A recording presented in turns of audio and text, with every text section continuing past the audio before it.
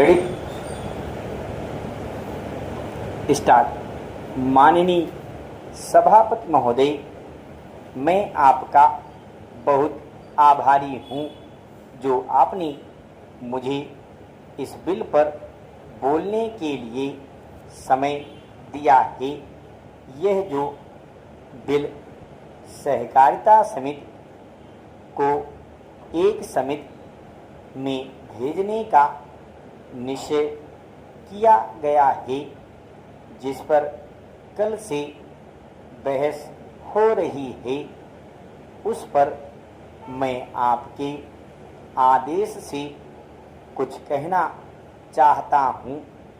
श्रीमान, इस बिल को देखा जाए तो यह समझ में आता है कि यह कोई नया बिल नहीं है, बल्कि जो सन 1912 का कानून है उसी की लाइन पर बनाया गया है और कोई नई बात नहीं रखी गई है।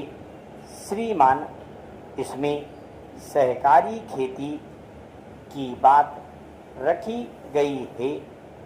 अगर यह कहा जाए कि यह कोई नई बात नहीं है तो गलत नहीं होगा।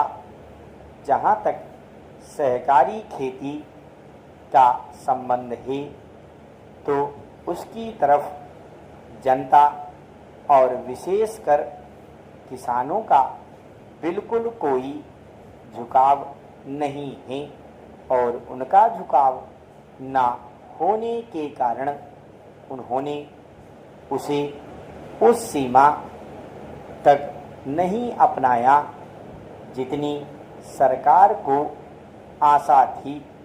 श्रीमान, आपको मालूम है, नागपुर कांग्रेस में यह प्रस्ताव पास हुआ है कि सहकारी खेती कराई जाए।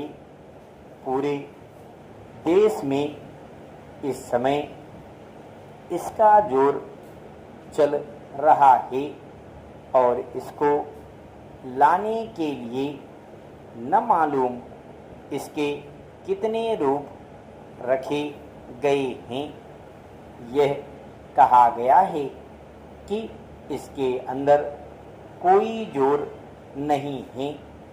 अभी एक माननीय सदस्य कह रहे थे कि राजनीतिक पार्टी के लोग यहाँ पर सहकारिता के संबंध में कुछ कहते हैं और बाहर किसानों से कुछ और ही कहते हैं।